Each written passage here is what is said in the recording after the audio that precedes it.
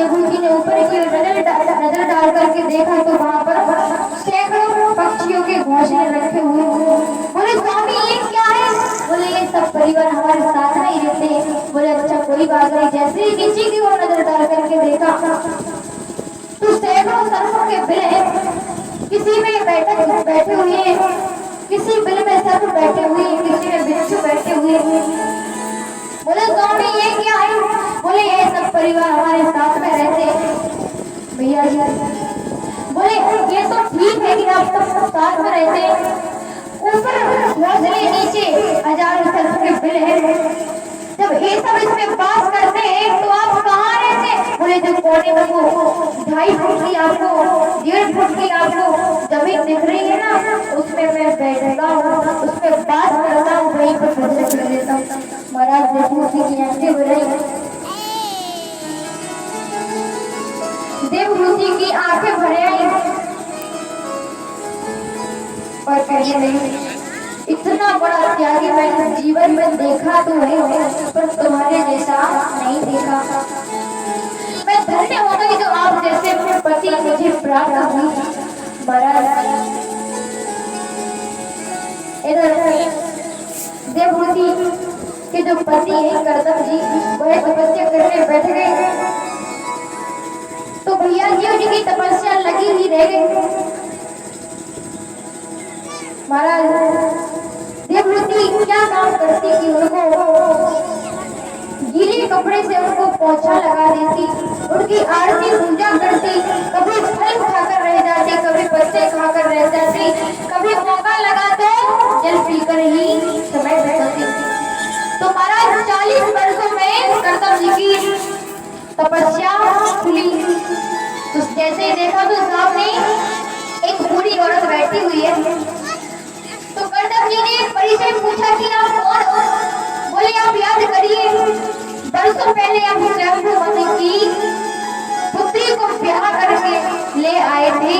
मैं वही हूँ। बोले थोड़ा थोड़ा मुझे याद तो आ रहा है। तो बोले मैं वही आपकी पत्नी। बोले आप इतने दिनों तक यही रही, क्या खाया?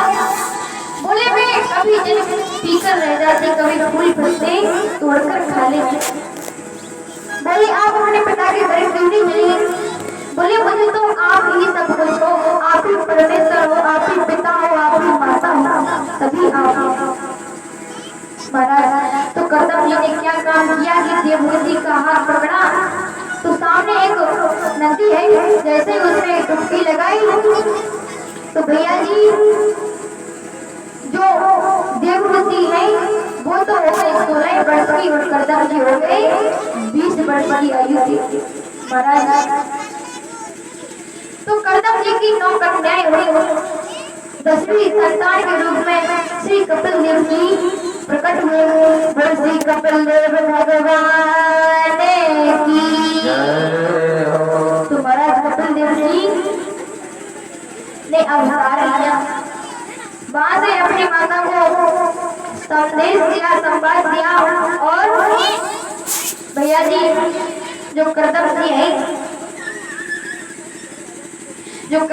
है वह अपनी पुत्र की बड़ी छवि लेकर के भोजन करने चले गए।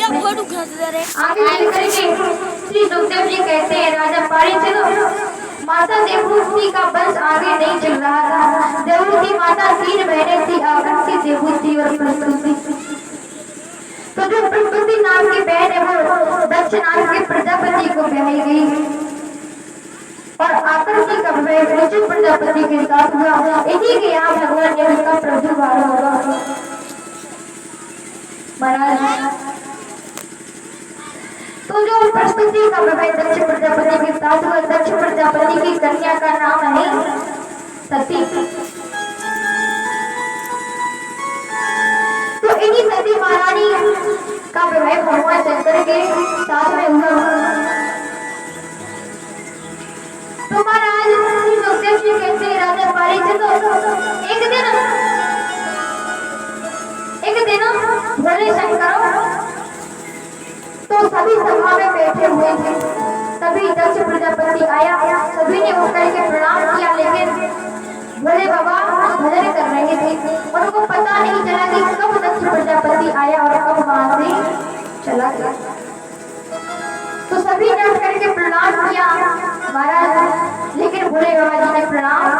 क्योंकि वो तो भोजन कर रहे थे। अरे कैमरा कौन सा है? तो कहाँ से जो दक्ष प्रजापति है उसने अपने दामाद को गालियां दी और कहने लगे कोई भी यज्ञ नहीं करेगा, अगर यज्ञ करेगा तो शंकर का भाग कोई भी नहीं रखेगा। वहां पर शंकर का भाग नहीं होना चाहिए, नहीं तो अच्छा नहीं होगा। वहां से दक्ष प्रजापति चला गया। जैसे ही शंकर जी की आंख खुली, बोले क्या हुआ? बोले आपके ससुर साहब जी आए थे, आपके ससुर साहब जी आए थे, आपने प्रणाम नहीं किया तो आपको गालियां देकर गई और कहा कि कहीं जो यज्ञ करेगा वो शंकर का भाग कहीं भी नहीं रखेगा। तो महाराज शंकर जी बिना कुछ कहे बाहर से उठ कर के आए। तो भैया किसी ने यज्ञ नहीं किया, किसी देवी देवता ने यज्ञ नहीं किया। क्यों? क्योंकि शंकर के बिना यज्ञ संपन्न कैसे होगा? शंकर का भाग नहीं रहेगा तो वहां पर यज्ञ संपन्न होगा तो होगा कैसे? तो भैया जी किसी ने यज्ञ नहीं किया। हाँ टेंगड़ा कह रहा हो तो टेंगड़ा। अरे चीप महाराज टेंगड़ा कह रहा हूँ तो दक्ष बोला कि कोई यज्ञ नहीं कर रहा है। टेंगड़ा देखिए रे कोई बात नहीं। जो मंदिर है वो बागवाई को तो भैया जी ये बताई क्यों?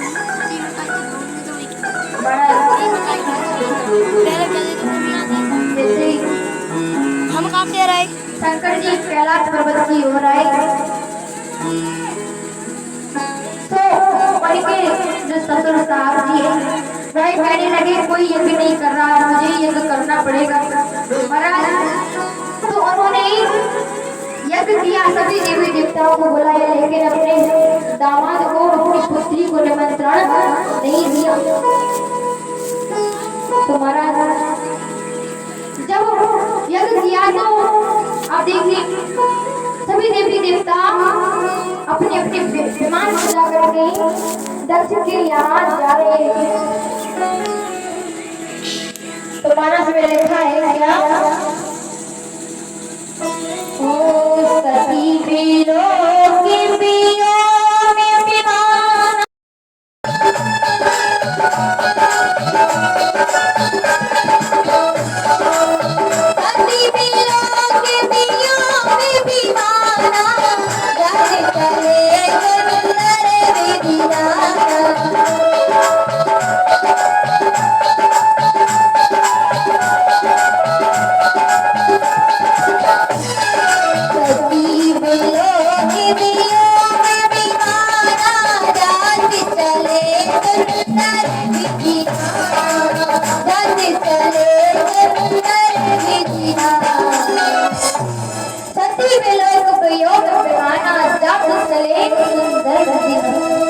तो महाराज सती ने आकाश में अनेक सुंदर विमान जाते हुए देखे। तो महाराज बोली जब ऊपर से एक विमान निकला, दो विमान निकले, जब बहुत सारे विमान निकलने लगे तो बोली पूछो तो सही ये विमान क्या कर रहे हैं? जैसे पूछा, बोले आप कहाँ जा रहे हो? बोले आपको पता नहीं, आपको निमंत्रण नहीं है।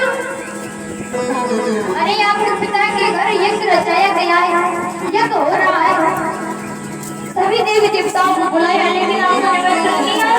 बोले नहीं नहीं मुझे तो निमंत्रण नहीं आया।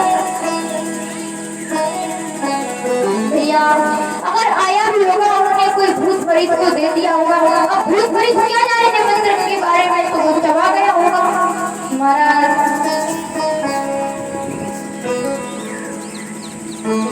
तो इधर सती जी